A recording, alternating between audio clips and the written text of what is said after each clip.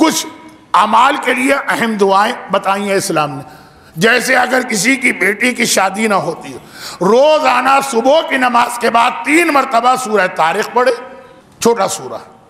اگر کبھی آپ میرے خیمے کے برابر حج کر رہے ہیں، حج میں الگ الگ جگہ، تو آپ دیکھیں گے عرفات کے میدان 200 سے 250 نام لینا پڑتے تھے شادی کے لیے، کیونکہ میں نے 1 سال ایک مومنہ کی بیٹی کے لیے سورہ طارق کا عمل، چھوٹا سا تو عمل ہے 3 منٹ کا، ایسے جلدی فائدہ ہوا کہ اب ہر سال حج میں عرفات جانے سے پہلے لسٹ آنے لگتی ہے. اب میں خالی پرچہ دکھاتا ہوں کہ اس پہ جس نے اپنی بیٹی کے لیے لکھا سورہ طارق عمل کر کے دیکھیں، چھوٹا سا.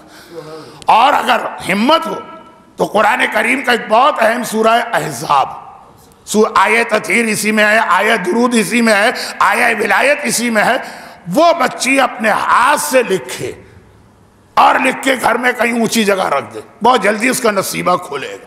ہاتھ سے لکھنا پڑے گا. سورہ طارق آسان عمل ہے، میں نے وہ بھی بتایا اور ایک اسٹرانگ عمل بھی بتایا. اب بچیاں کہیں گے ہم فوٹو کاپی کرا لیں، جی نہیں، اللہ سے چالاکی نہ کیجئے. آپ کو اسی طریقے سے یہ لکھنا ہے کہ جیسے اگر قرآن میں آپ سورہ رحمان کی تلاوت کریں تو آپ فَبِأَيِّ آلَاءِ رَبِّكُمَا تُكَذِّبَانِ پڑھ کے کہیں 15 دفعہ اور پھر یہ کہہ کے جہاں جہاں آگے آ رہی ہے فَبِأَيِّ آلَاء چھوڑ دیں اس کو. میں کہہ تو دیا 15 دفعہ نہیں، ہر دفعہ پڑھنا پڑے گا، ہر دفعہ لکھنا پڑے گا.